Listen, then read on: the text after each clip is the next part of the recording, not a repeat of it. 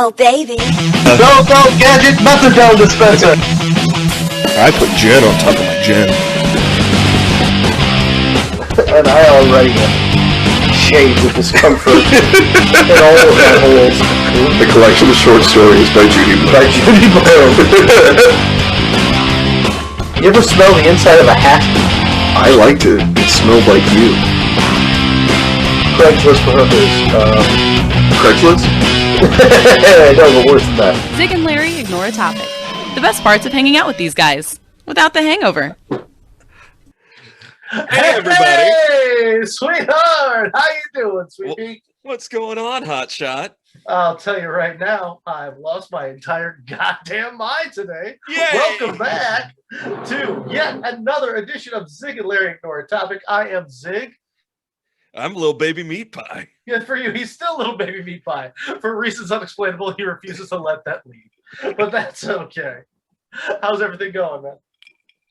I'm also losing my goddamn mind over here. Yeah. But you know, what's new? What's different? That's just how it is. You got your aviators, your mirrored aviators on for downstairs in the danger dungeon after sundown. So that's nice. Highway to the danger dungeon is what I've got going on. Well, we're moving right along as a show. You've got Kenny Loggins behind you anyway. Yeah, I got Kenny Loggins, and he says, "Fuck it." Yeah. He lives on the tiny little. Oh, there we go. Yeah, my green screen's attached to my goddamn I love chair. It looks good here, but then you go, "Oh, I'm just in my own little place." Then See, I like that you're trying to be professional with a green screen, and I'm just letting everybody see my bucket of sour gummy worms. That's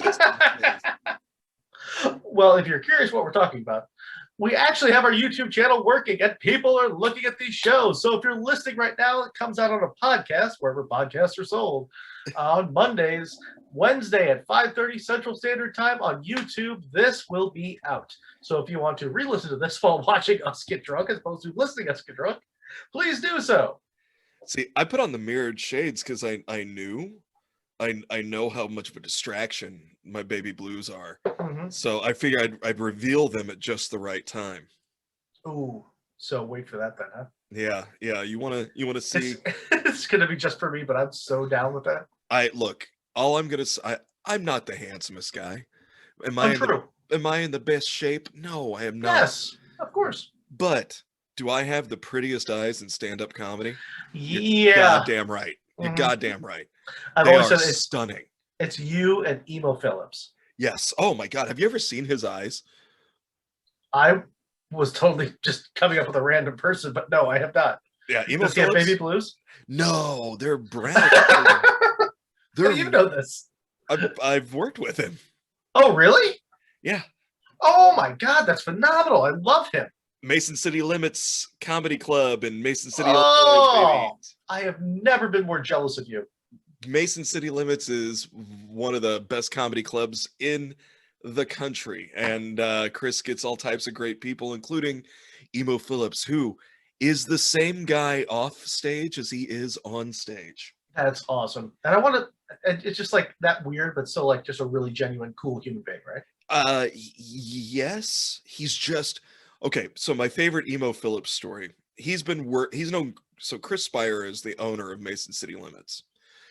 Emo flies in, to which airport, not sure. But Chris goes to pick him up, and I guess they've worked together multiple times. They know each other. They would consider each other friends. Chris pulls up, picks him up from the airport, and has the radio going. Emo sits there quietly for just a minute, doesn't even look at Chris, and just goes, no radio, and just turns it off. And then proceeds to sit in silence for like the hour and a half that they're in the car. Sure. I was just like, that's beautiful. Also, there was one of my other favorite Emo Phillips stories. I don't remember who his opener was, but it was somewhere he was working with a dude in New York, like friend of a friend. So my friend was telling me the story, and Emo, before the show was like, I could use a ride home.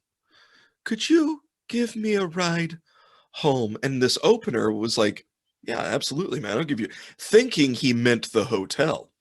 Sure. He did not mean the hotel. Where was home? Georgia.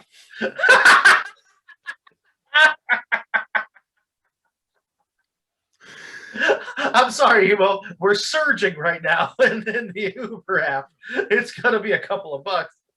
And so this dude, when he realizes, because he's like, oh, what hotel? And he goes, no hotel, my home. He's like, oh, where do you live? Georgia. And has all of his luggage and just leaves it for the dude to put in the car. It just gets in the car. So the dude's like, you know what? Fuck it. I don't have anything to do for 2 days. I've got a good story.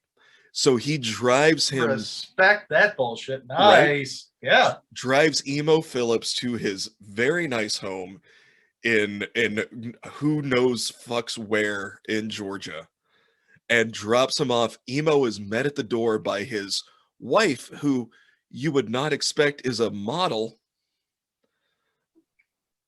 That's why he wears those giant clown pants, because I'm guessing Emo Phillips has an enormous crank. Because he's sporting something made by Halliburton. Emo Phillips's dick by Caltech. Oh shit.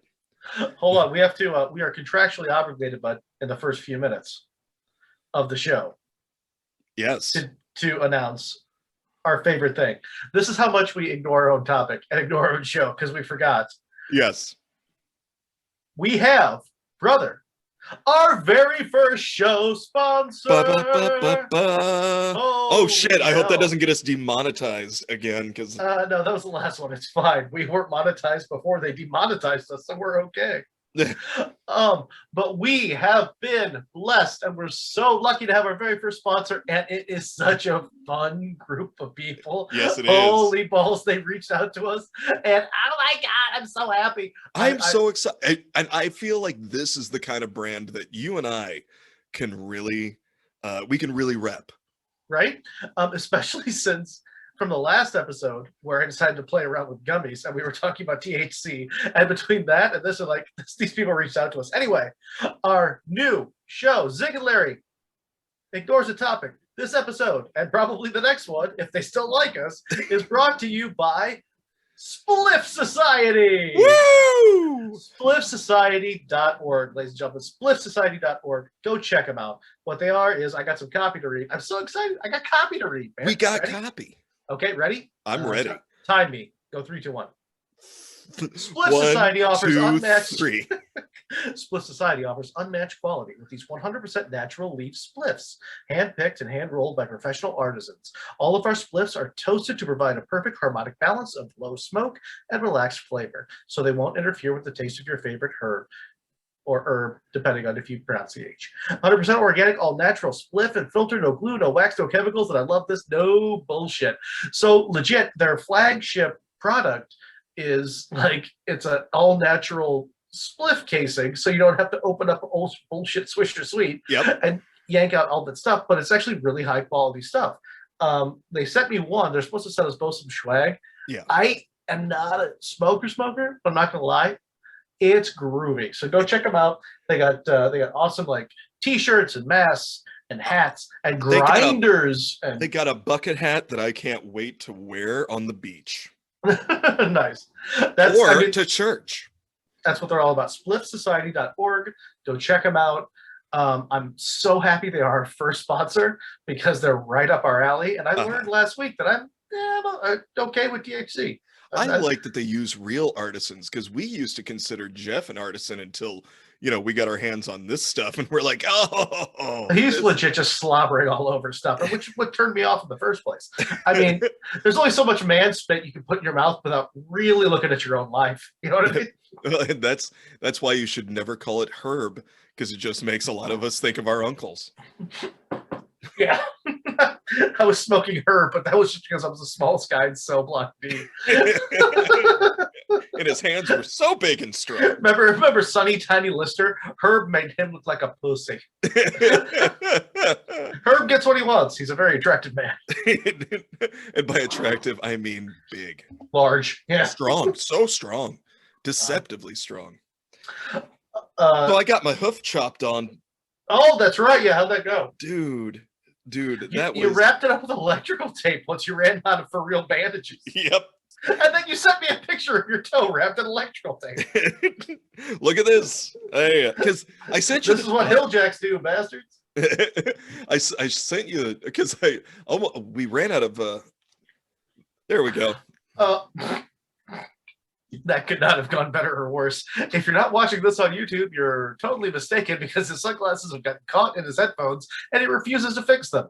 Welcome to McDonald's. Can I take your order? Good work. That's stuck. You really took a cool moment and made it just shit all over your own body. Right on my brand. That's my brand. Good for you. Yeah, because I sent you the picture of the professional job that was done with the blue like bandage, and they're like, you had a professional person go after your weird toe yeah, with I'm guessing a scalpel or a hacksaw, possibly a brûlée torch, but they wrapped it up in some manner of blue, actual like yeah. something that came from a hospital. Here's they wheeled in a piece of machinery that I looked at the nurse and I was like, is that what we're using? Because she's like, yeah. I said, was that what was left over from conversion camps back in the 60s? It wasn't a dude with like a small scalpel? Well, it was essentially industrial soldering iron. So what they did is they cut into the toe, get all the bits out that need to come out, and then they solder it closed. Oh. The worst part, oh man. Can we say cauterized or are we straight up soldering? They said cauterized, but I smelled my toe. Gotcha. Burning. Yeah. Yeah. Okay. Yeah, because it looked like something straight out of 1930s Frankenstein, like what they used to wake up the beast. And at one point, because I had told the doc, I was like, look, it takes a lot of numbing agents to work on me. He's like, you'll be fine. I was like, I know I'll be fine, but I'm just telling you. So he does the shots in the toe, and then he goes to work, and I'm like, okay, whatever. And he goes on the second spot to solder it closed, and I went, and I start laughing, and he's like, what? I said, first, my toe's on fire. I can see the smoke.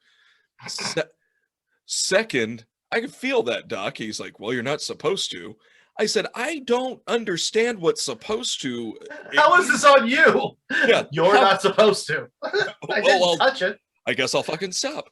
So he finishes up, and he's like, all right, well, we'll see you in a couple weeks. And he walks out, and the nurse turns around. She's like, he's supposed to do more. And I was like, what? She's like, I'll take care of it. And so she's like wrapping it up. Wait, hold on. He half-assed the job and kind of forgot to finish? He was supposed to like finish disinfecting. To make sure it. No, I don't know. Like dip it in CLR and like slap you on the ass and wish you good luck. I don't know what you're talking about. I would have preferred to a doctor that did that, because that at least would have been just sprinkle some Ajax on and be like, nothing's growing now. But yeah, was it a wart or like it was like a wart, benign, yeah. A benign tumor? No, nah, just a big old big old wart. Yeah, it's not that big of a deal. Yeah. No, but so the nurse finishes up, and she's like, so she's like, for at least for 48 hours, you can't get that wet. She's like, and she goes, 2 days should be max. She's like, so you may not be able to take a shower for a couple days. And I looked at her as like, does that look like a problem for me? And she was like, all right, yeah, fair enough. And then she was like, she's like, so when after 2 days, just treat it like you would a burn. She goes, you look like somebody that knows how to treat a burn. And I was like, I do. Yeah, I know how to treat it. She goes, yeah, you kind of remind me of my husband. You have that look. And I was like, what? A hobo that's just kind of starting to come along good times? She goes, well, I wasn't thinking exactly that, but that's more descriptive. Absolutely. The kind of person who says you only need one kidney, pussy, like stuff like that. Mm-hmm. Mm-hmm. So she like puts my sock and shoe on, like and she just jams it in there, and I'm like, Okay. Like a 5-year-old at J.C. Penney back in Yeah. the day. It's like, Here's it fits. It fits. Quit crying. Quit crying. I don't like dress shoes, mommy. Put them the fuck on. You're a 4.5 kids. Ow! I'm 14. You only need 4 toes apiece. So yeah, I hobbled around for a couple days. It was a delight, man. It was Good for you. It's better Very now. excited for you. It's better now. Now I just got some cool band-aids on it. The other day I was digging around, found some Disney princess band-aids that I slapped on my hoof. That was whimsical and fun. Tell me you found them next to in the magic drawer with like the KY jelly and like the weird thing that runs on a crank that you haven't had the balls to try yet. I wish it was it was that good. I just went digging through the medicine cabinet trying to find regular sized band-aids. And you found things from when Willow was a child, even though she's 16. Yeah, and I was like, well, good enough. And so we went from there, and yeah, so it's been fun.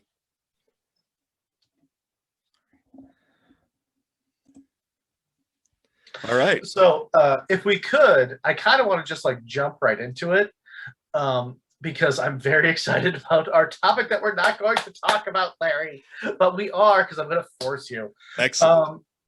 So did you see, so I do very little, I really don't watch the news except for entertainment the same way I watch like mud wrestling on YouTube for entertainment. My pants are off. There is no second point. But did you see that Elon Musk put a chip in a monkey's head and he could play Pong? Do you know what I'm talking about? Yeah, I saw okay. No, hold on. He didn't do it. He paid a lot of smart people to do it. Yeah. But he put it on YouTube. So like there's a monkey, and it's not a chimp. It's like a macaque or something. It's like a decent sized monkey. He put a chip in your macaque? Dude, I don't know. Don't listen to me. No, he could have done anything. It's Elon Musk. Him and Bezos are doing things to our heads and our cocks. But no, so they put a chip supposedly into this monkey's head. The chip allows the monkey to play Pong by himself. So the video is the monkey watching a screen of Pong, and the thing's going back and forth and back and forth. He's sucking on a little tube, and apparently the little tube is just a constant stream of like banana smoothie. So he's like just sucking on banana smoothie, and according to the goddamn thing, to the video, he is moving up and down the two little bumpers in Pong and moving them by himself. And every time he does good, it brings it back. So he's sucking on this dick of banana smoothie. And every time he goes beep, beep, beep, he goes through. Like, that would be a very, very easy video to fake. You know what I mean? Oh, for sure. It's just two guys behind the monkey just playing Pong. Just turning the knob. I got him this time. It's Theranos. Fool me once, shame on you. Fool me twice, shame on not the monkey. He's sucking up banana smoothie. He's fine. He's just staring at the thing. He's like, I'm just watching TV and doing this. Look, I'd have let him put. If I'd known there was banana smoothie involved, I'd have let him put a chip in my brain too. Do you, Mike? I guess my question is: do we believe it? Do we believe that a monkey learned how to play Pong with his mind because he was given banana slurry? I think it would be easier for a monkey to do it with his brain than his hands. Yeah. But then again, I'm basing that on my conjecture. And guess what? I am not a doctor. Wait, hold on. But I've let you look at my butthole all those times. And I told you every time, I am not a doctor. You said, get in there. Elbow deep, Hoss. Elbow deep. There's something wrong up in There's something about Larry, but it's right up in his butt. There's something wrong in my stink cave. Get up in there. Get digging around. It's just me in a miner's hat, 2 spatulas, and a dream. And that dream is to not be doing that. And go to spliffsociety.org. If I keep saying it, they might pay us a little bit more, so I'm going to try. Hey, hey, you ever been a monkey with a chip in your head playing Pong by yourself? Maybe. You know, in between slurps of banana slurry, Uh-huh. you could enjoy a hand-rolled artisan spliff from Spliff Society at spliffsociety.org.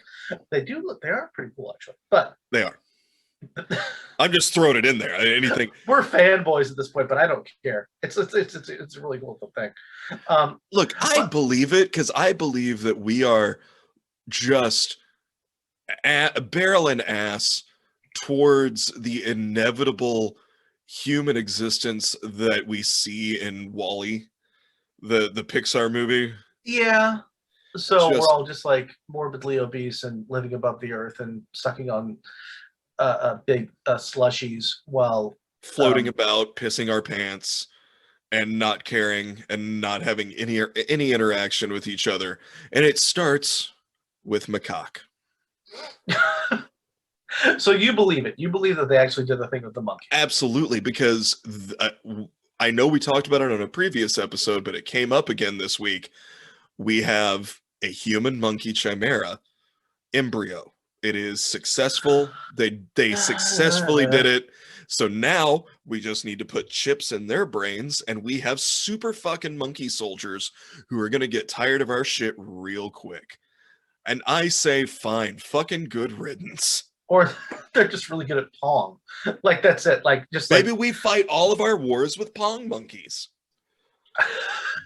Lee, Carla, get your ass in here. bring me the forms to get the Pong monkeys in play.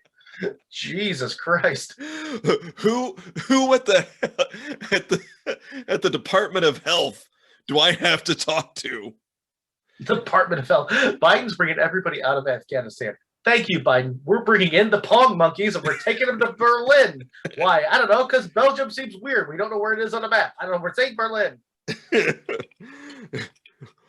We have bombs. We have Pong monkeys. What are you gonna do now? But outside of that, to rope us back in.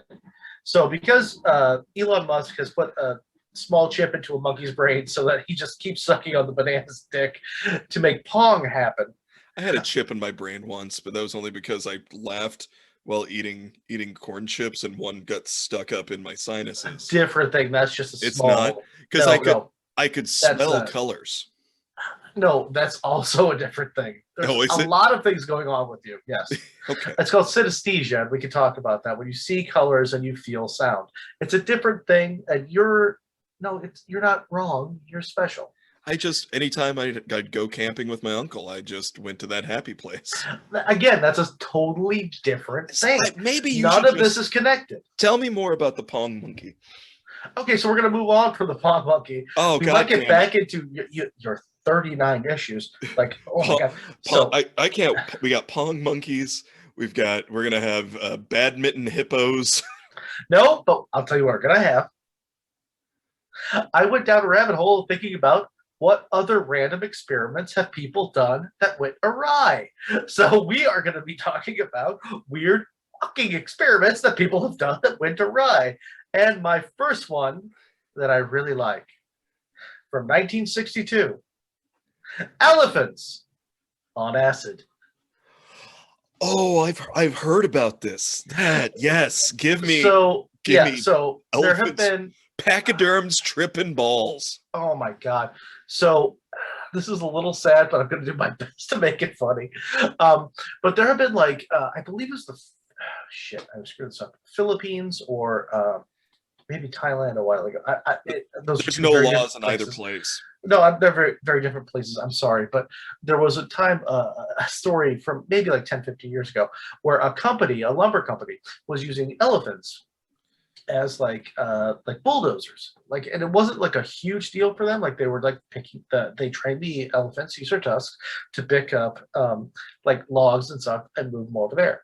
The problem is that they wanted the elephants, and this thing that I'm talking about right now, this is a separate thing. They wanted the elephants to move faster, work longer, so they put the elephants on meth. And they put elephants on speed. And guess what happens when you put a mammal on a drug like that? they get addicted. So they kept doing it and doing it and doing it. And for a while, it went just fine. Guess what? The elephants were groovy. They were picking up stuff, moving over there, getting some meth, picking up stuff, moving up, getting some meth. And unfortunately, the company went under and they couldn't afford to give the elephants the meth anymore. So they just locked them up. And then a bunch of meth-headed elephants ran amok in the town looking for drugs, and it did not go well. Well, but if they're on meth, their tusks would have fallen out, so that's one less danger. Godspeed. Regrettably, I'm not sure how that ended, but I'm guessing not great. Much like elephants on acid. So, what happens if you give an elephant LSD? I'm reading this right from the website. On Friday, August 3rd, 1962, a group of Oklahoma City researchers decided to find out. There's your problem. So, Warren Thomas, director of the city zoo, he fired a cartridge syringe, from a gun, like the ones that you do just to trank an animal. Uh-huh. Containing 297 milligrams of straight LSD into an elephant named Tusco. 297 milligrams of LSD is about 3,000 times the level of a typical human dose. Now, an elephant is bigger than a person, but he's not 3,000 times bigger than a person.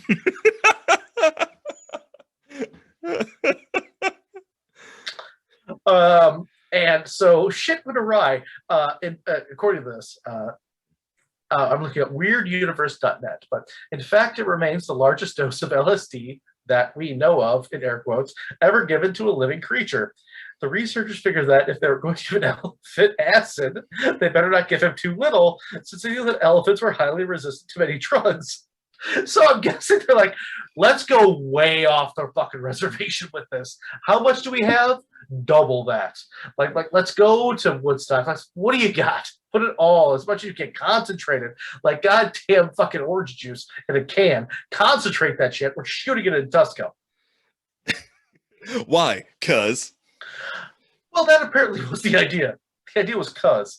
So Thomas, West, and Pierce, who are the three scientists, later explained that the experiment was designed to find out if LSD would induce a musk in an elephant. It's a kind of temporary madness male elephants sometimes exhibit, during which they become highly aggressive and secrete a sticky fluid from their glands. But one suspects a small element of ghoulish curiosity might have also been involved. Whatever the reason for the experiment, it almost immediately went awry. Shocker! I'm glad I was sitting down for this news. Tusco reacted to the shot as if a bee had stung him. He trumpeted for his pen for a few minutes, then keeled over on his side. Did he die? Well, here's the thing. Horrified, the researchers tried to revive him with a shit ton of antipsychotics, which they also Jesus Christ. And yes, regrettably, about an hour, Tusco the elephant was dead. I'm shocked. Again, I'm glad I'm glad I'm sitting down for this fucking news. God, we are monsters. God, and the scientists sheepishly concluded, in quotes, it appears that the elephant is highly sensitive to the effects of LSD. I would postulate a different theory. I think that's bad math, is what that boils down.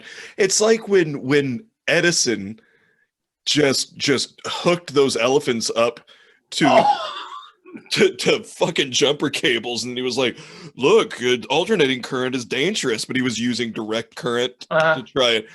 Oh, look, it kills an elephant. Bring in another one. We'll show this next group how it kills this bastard too. I'll fry all these pricks in front of your children. I don't care. I don't give a fuck. I'm making money off this stuff. I'm Thomas Edison, and I'll fuck anything. Yeah. Aggressively in front of your grandma. Yeah. So basically what they didn't do was discover what LSD does to an elephant. What they did do was discover a very specific and aggressive way to kill an elephant that is tame, named Tusco, which is give it a shit ton of acid, watch it freak out, give it a shit ton of extra drugs, and have it have a heart attack. Yeah. So I like the idea of. I mean, I don't like it, but I can just imagine. Sorry, I No, got to go it's back to fine. the Edison Yeah. thing because I just seeing your figure behind you of Kenny Loggins made me think that Mhm.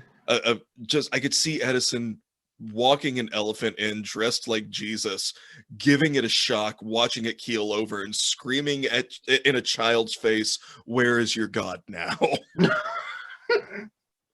So not to be outdone, Ronald Siegel of UCLA decided to settle the debate by giving 2 elephants a dose similar to what Tusker received 20 years later. Jesus Christ! Hold on. He had signed an agreement promising to replace the animals in the event of their deaths. But what he did, he didn't inject it, a bunch of that. He put it in their water. Like he just diluted it and allowed them to drink it. Good news is those 2 that he was also willing to kill, apparently, according to what he signed, they did not. When they just drank the water with the acid in it, the elephants not only survived, but didn't seem to be too upset at all. They acted sluggish, rocked back and forth, and made some strange vocalizations like chirping and squeaking. Yeah, that sounds exactly like me when I'm. And a few hours later, they were fine.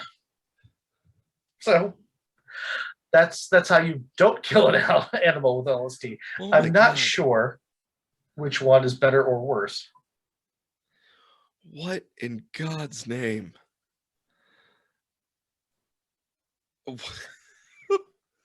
I don't. Oh.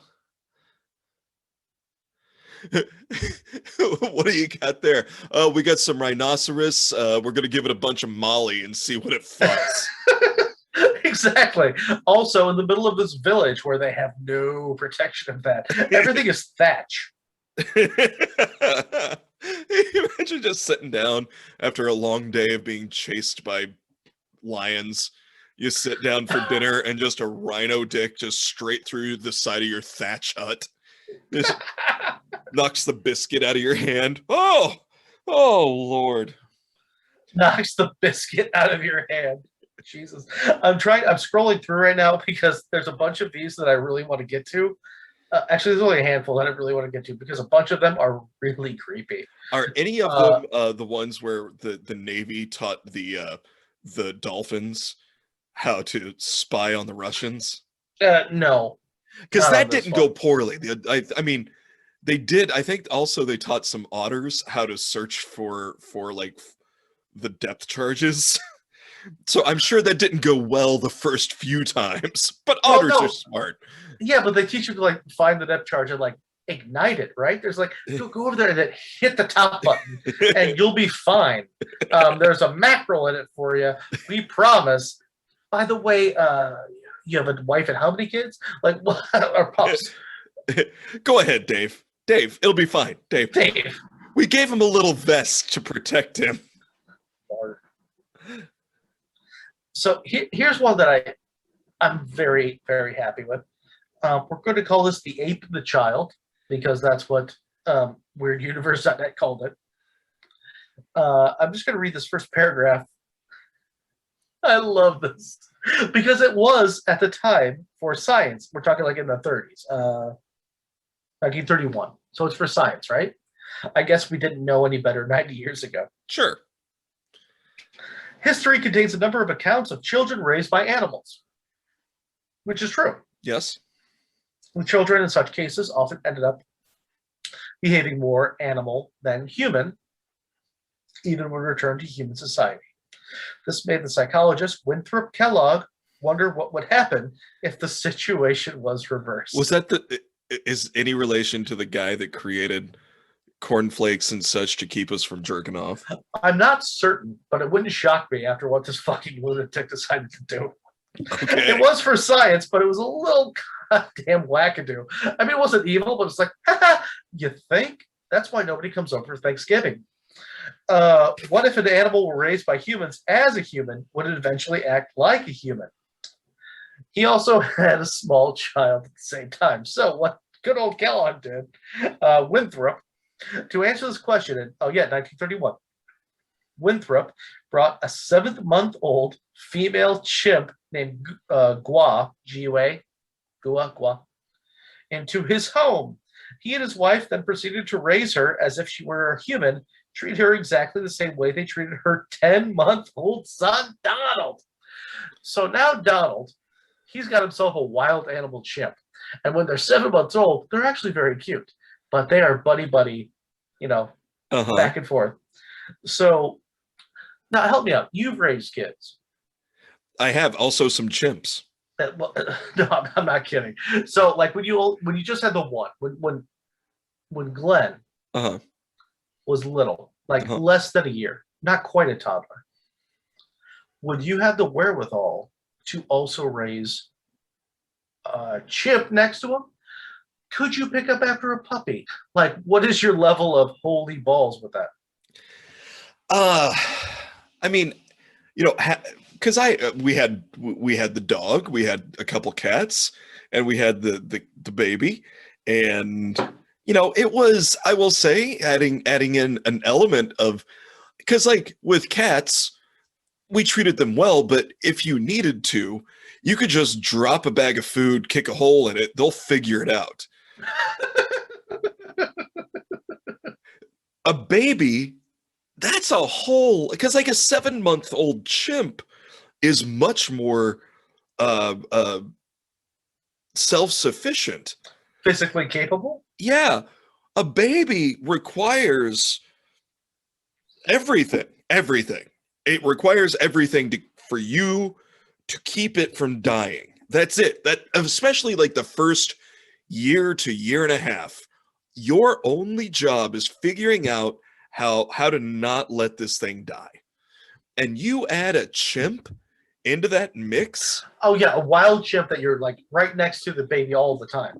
Yeah. So you have to make sure not only you're feeding your own baby, but that the chimp doesn't give it a backhand and send it out the window. Or just try to peel its little face off. Entirely possible. Chimps get weird when they hit puberty, apparently. Yeah. So Donald and that's why I'm not allowed back in the ape house at Lincoln Park Zoo. Were you ever allowed? Well, like in the house or like in the you can't even watch the exhibit anymore? No, they get very upset when I walk through. It was a balls related incident. There was, yes. Yeah, that's fair. Not mine. Shall we delve or no?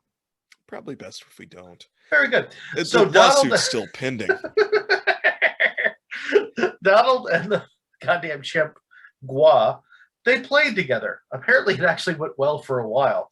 They were they went well. Okay, they fed together. The Kellogg subjected them to both regular tests to track their development.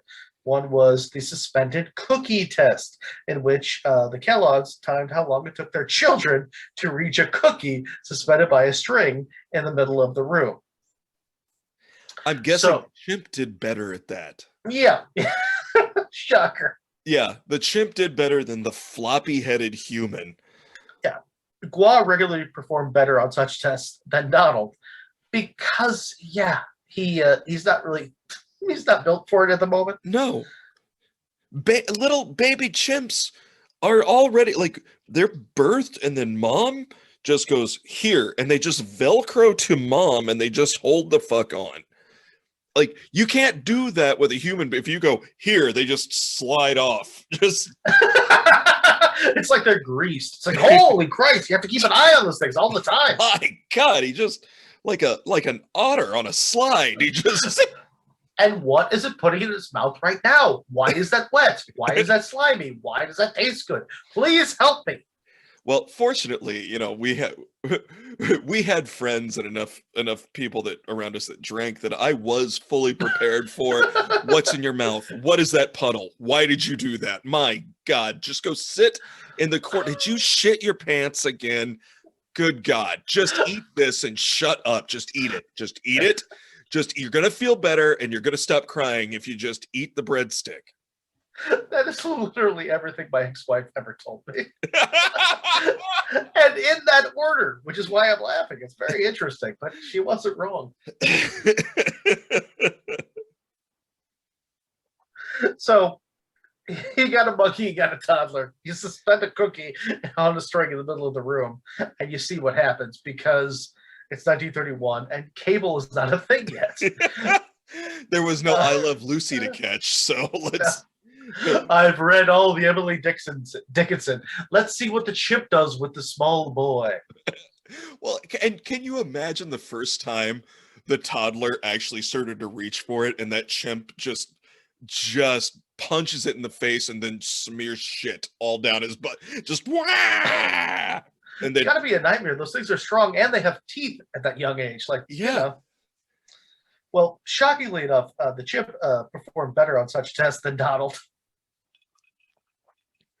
But in terms of language, pardon me, she was a disappointment. They really thought the monkey was going to be able to talk. What the fuck was wrong? It was 1931. Nobody had ever tortured a monkey by putting her in a dress before and having her play with the child. Oh, so this is new territory. Despite the Kellogg's repeated efforts, the ability to speak eluded her. Shocking. Disturbingly, it also seemed to be eluding Donald. I'm guessing he turned out just fine. He might still be alive. He could be 90. it's so 9 months into the experiment, his language skills were much better than the chimps. When he one so day they indicated dosed he them was both with a major amount of LSD that they got left over from their venture owning a lumber yard and elephants. because they were people of science, and why the F not? One day he indicated he was hungry by imitating the chimps, in quotes, food bark. The Kellogg's decided the experiment had gone far enough. Jesus. So the monkey could get a goddamn cookie out the ceiling. The boy just goes, huh! I would like that cookie out the ceiling, but he means by this, huh!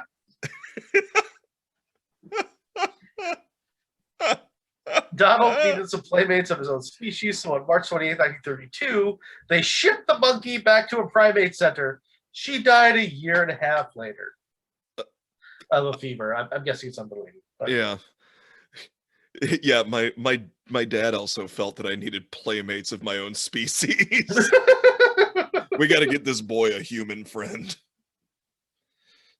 Look, Pa, the rats follow me outside of the barn. Like, I've been bored, though. But how bored do you have to be in order to look at an animal and go, I'm going to bring that into my house? I tell you what, my baby boy, he going to teach that monkey how to talk. I'm a scientist. Who says? Me? You been to school? Don't need it. My cousin, he's making a cereal that makes people not want to whack off. So what I think I'm going to do is something about the goddamn monkey. I'm going to teach a monkey to talk. Jesus Lord. So weird. And I'm going to give that monkey some cereal so it'll stop jerking off in front of the boy. So, God, it never, how much time do we have? I can do a few more of these really easy. Oh, we got about 20 minutes. Oh, cool. So let's go with I'm trying to move around because there are a couple of things about people have done some weird things to animals, Larry. Like Pavlov, it really wasn't that cool. No, what he did. No, it wasn't. He was feeding animals and letting it like fall through their esophagus onto the floor. So it's weird. But just out of curiosity, let's go to the remote controlled bull. Isn't that a gay porn? If it's not, we have an assignment. Patent pending. Yale researcher Jose Delgado stood in the hot sun of a bull ring in Cordova, Spain. With him in the ring was a large, angry bull. The animal noticed him and began to charge. It gathered speed. Delgado appeared fearless, but when the bull was mere feet away, Delgado pressed a button on a remote control unit in his hand, sending a signal to a chip implanted in the bull's brain.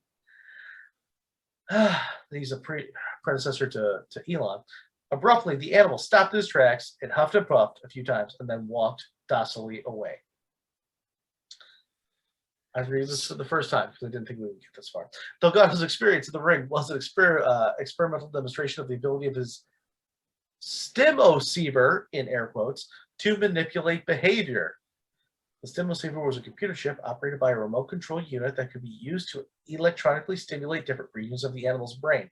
Okay, yeah. So he put an electrode in the goddamn thing's brain. He had a clicker and instead of going, and made a bowl go, no thanks.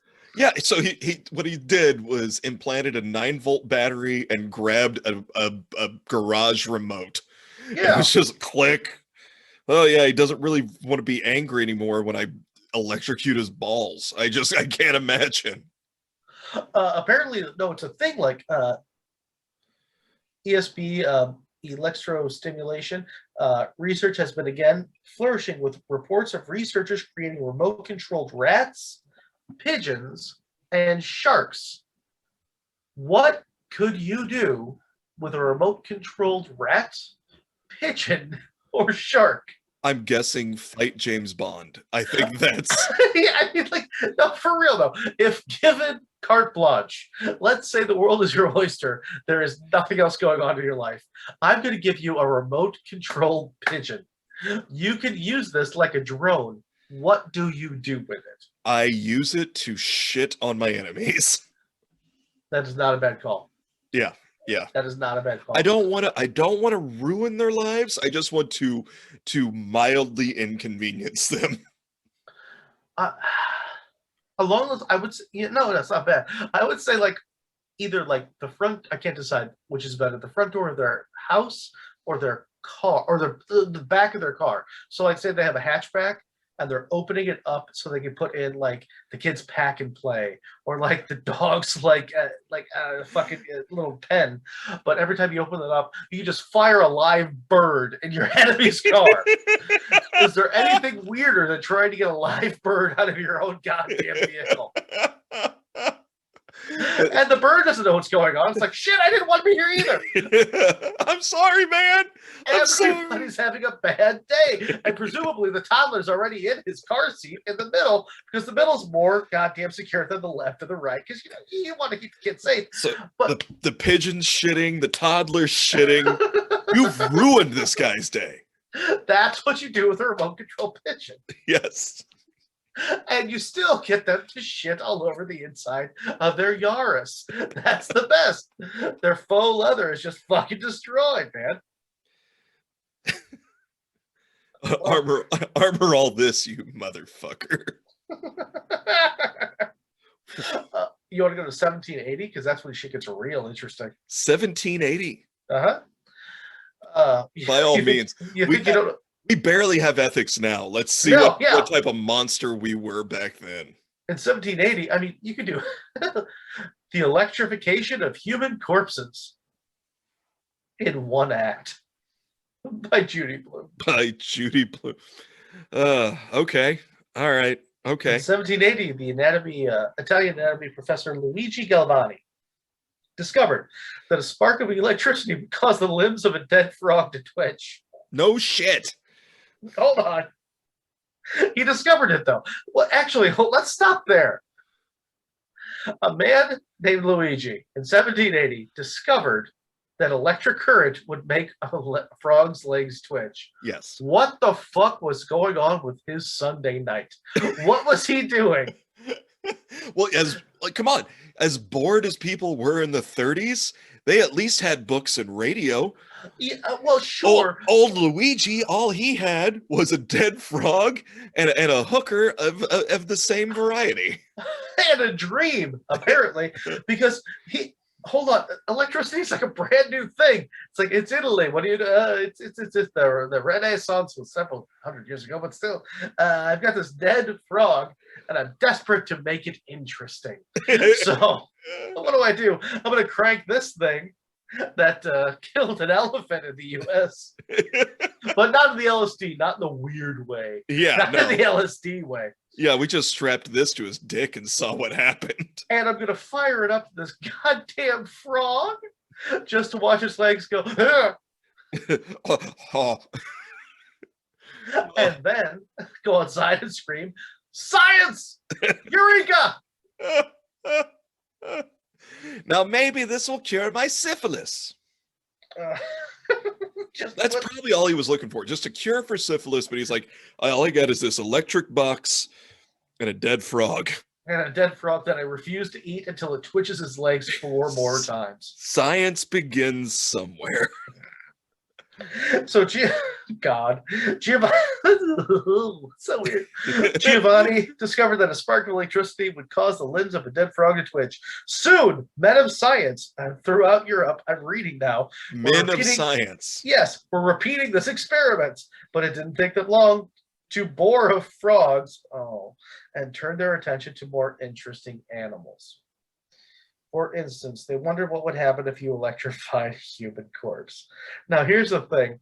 I still want to donate my body to science, most likely in 2 or 3 weeks. But I just don't know what's going to happen to me, but it won't be this. Giovanni's nephew, Giovanni Aldini, embarked on a tour of Europe in which he offered audiences audiences the chance to see the stomach-turning spectacle. His most celebrated demonstration occurred on January 17th, 1803, when he applied the poles of a 120-volt battery to the body of an executed murderer, George Foster.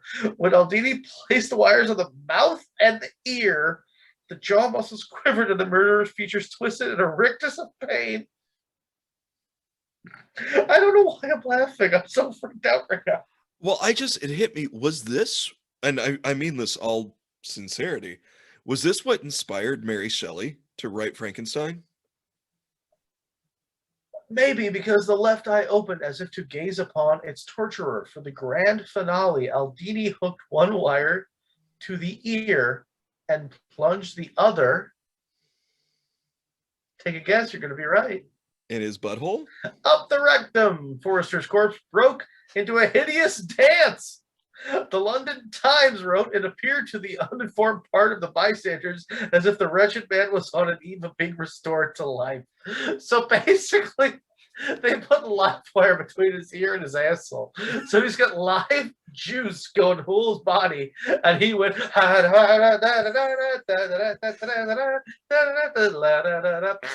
And I'm guessing there was a mess and most likely a puddle. I want to be. I was right, and I'm happy, and I'm ready for Jeopardy. What is the butthole? That's going to be my answer for everything, though. It's a little telling that A, that was the answer, but B, I knew that you would know, because I would know too.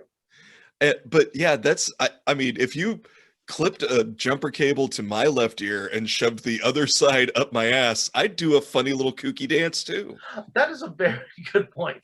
Yeah, like you can't put anything in my ass that's not hooked up to electricity without something very interesting happening at the other end. Why does it smell like burnt dog in here? It's definitely going to be worth the story, or even like a caricature in the park. Like one of the guys is like his head's real big and he's just driving a truck. Oh, and also his ass is on fire and he's jumping around like a lunatic. Get the police or animal control. Also, $20. It's $20 for my work. I need $20 and an apple pie. Don't ask questions. So the moral of the story is science has done a whole lot of weird shit. Yeah, science we put batteries in bulls' brains, and we teach otters to blow themselves up, and we shove jumper cables up our assholes. And every animal that's ever been launched into space, monkeys, chimps, dogs, they died up there. Yeah. Yeah, that's a thing. It's too expensive to bring back Fido or Bobo or Ushtu or whatever the Russians did. We all did it. Everybody did it. It's like, yeah, everybody's shoved something up into space. I've got an uppity cockatiel. You want to, shoot that bastard up there. It's fine. Don't worry about it. We have a whole lot of other experiments up there. What are you going to learn? How long it takes to kill a chip in space. We only choose the really bad animals, though. That tortoise over there, exposes himself to children on playgrounds. Yeah, shoot him at the sun. We have a donkey that bites nuns. We put that bitch up there as well. We wanted to see how long it takes a donkey to bites nuns to die of thirst in space. What we learned is the exact same time if it's done in irregular G. They need food and water, but if they float, they still die. We didn't realize that. We thought if they floated, less energy used, they wouldn't have to have as much. We also forgot the food and water. We just didn't. That's an oopsie doozy on us. That's an oopsie doozy on us. We forgot the food and water. But I guarantee you, and I totally promise, there are ways that we can make this into a weapon. I'm not sure how yet. We set 4 goldfish that all like to catcall women as they walk down Fullerton. That's why they're called koi. Boom. Bad joke. Doesn't even really make sense. You want one more of these, or can we be done with this goddamn nonsense? Yeah, that's up to you, pal. Okay, well, I haven't read this one yet, but the headline is interesting. Stimuli eliciting sexual behavior in turkeys. The fowl, not the country. Male turkeys aren't fussy. That's the first line of this goddamn. Okay. Well, so far I've got a lot in common with a turkey. Give them a lifelike model of a female turkey, and they'll happily try to mate with it as eagerly as they would with the real thing. So far, so good. Yes. Yes, Larry will also fuck a female turkey as long as Yuri also thinks that if he puts his like stamp of approval, that's a very attractive rubber female turkey. Yes, I will fuck that. This observation intrigued Martin Sheen and Edgar Hale of the University of Pennsylvania and made them curious about what might be the minimal stimulus required to excite a turkey. Hold on. This observation intrigued 2 men of the University of Pennsylvania. Martin Sheen. Shine, possibly. Shine, okay. Schein. Shine or Sheen, could be either. What might I thought you meant the actor for a second. No, I was like, what? Spelled differently. All of this makes sense considering how Charlie turned out. Winning. Tiger's blood and turkey cock. What would have to happen in your life to make this sentence make sense? Okay. Made them curious about what might be the minimal stimulus required to excite a turkey. What's the least I could do to give that food a hard-on? This honestly sounds like something we would have tried even 5 years ago. Yeah, but we didn't have lab coats. Like, what the balls? That's literally what this is. This involved removing parts from the turkey model one by one. Okay, so the female turkey model, right? Apparently had parts to remove. This involved removing parts from the turkey model one by one until the male turkey eventually lost interest. Okay, so let's think of the human male. Okay. We'll fuck a flashlight with a sponge in it. Yeah, but we know we're doing it. We don't think it's a woman. We know it's a flashlight with a sponge in it. Okay. All right. All right. Does this turkey know? These 2 men want to find out. And I'm guessing they got a fucking grant for their goddamn experience. Hey, what's the least a turkey will fuck? I don't know. I'll give you $7,000, I'll tell you. And some asshole went, deal. So who wants to know? That weirdo from the Tyson factory. He just wants to know. That's probably true, actually. Yeah, honestly. What? Oh, Christ. Yeah, that's how you monetize that. Sure, yep. Yeah. Yep, get that turkey to dump his load, and then you take that with an eyedropper, squeeze it up a few other turkeys, you make some other. It's the circle of life. The circle of life when a turkey fucks a rubber turkey. Circle jerk of life. God damn it, it was right there. Tail, feet, and wings were all removed. But still, the male bird waddled up to the model, let out an amorous gobble, and did his thing. Now, I'm not sure if this is all turkeys or just one that just had a lot of gumption. Finally, the researchers... Just Phil. Oh my God. I love this. Finally, the researchers were left with a head on a stick, and the turkey still showed great interest. In fact, it preferred a head on a stick over a headless body. So put a turkey head on a stick. There? Put a turkey head on a stick. Male turkey will fuck it. Take the head off of the body. the turkey's like, I'll still fuck it, but I'm not terribly into it. It can't give me permission. I can't get consent, like verbally, so I'm not really. It's a gentleman turkey. So, so if you're trying to figure out, because this is science, Larry. Oh, for sure. I forgot it was science. No, it is, Larry. Your goal is to figure out how little it takes to make a turkey fuck a plastic turkey. Okay. Uh-huh. You've found out that a turkey head on a stick, the male turkey will still fuck it, but your goal is to figure out how much you can take away. What do you do? I don't know. If it were me, I'd probably just started with one of those hand outlines that we did in grade school, and then add a few things, and then make a little hole back here with a leavings bin. A leavings bin. We use that way too much, but we make it work. Yeah. Shine and Hale subsequently investigated how minimal they could make the head itself before it failed to elicit a response. So now that they know that a turkey's like a decapitated turkey, put his tiny little head on a stick, another turkey will still fuck the stick. I'm like, well, how much of the head can you take away? What are you people doing? What is the goal? Do you think it's the only way those two could get off is to watch this? At the end of the experiment, I think they went way too far down the rabbit hole. Like they just needed some help. They discovered that freshly severed female heads impaled on sticks worked the best. Thumbs up. But if the male turkey had nothing else, it would settle for a plain balsa wood head. What we've learned is male turkeys will fuck rotting corpses of heads. They will fuck sticks on nothing.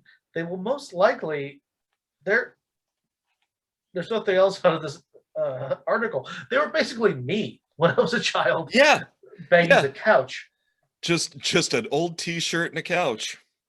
And a dream. and some tears. And learning the difference between margarine and butter the hard way. Conditioner or shampoo. Yes to no. Hey, what'd we learn today? Well, I'll tell you what we learned. We learned that we have a new a company who loves us called spliffsociety.org. And actually, they're actually really cool. The folks there are very cool. Please check them out. Their products are really top-notch and actually very, very, very cool. We also learned that I can wax philosophical about the fact that we have done some very weird shit to animals as a species and been like, we learned something. What'd you learn? Don't do that again? Yes, but you can still get money from the government for that. Yes, and that is a lesson that we can all take to the bank.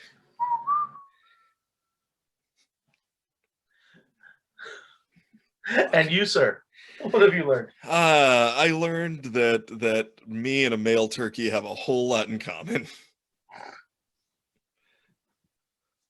You'll fuck a fresh severed turkey head on a balsa wood stick. Well, it got lonely out there in the woods where I grew up. Mm-hmm.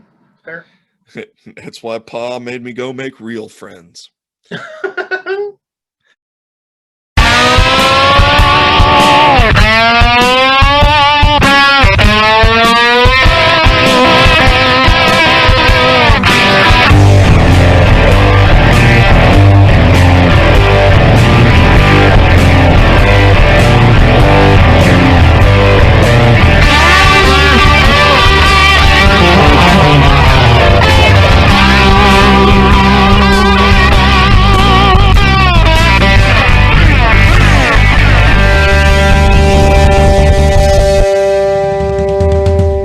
Parts about hanging out with these guys. God damn it, son of a bitch, motherfuck.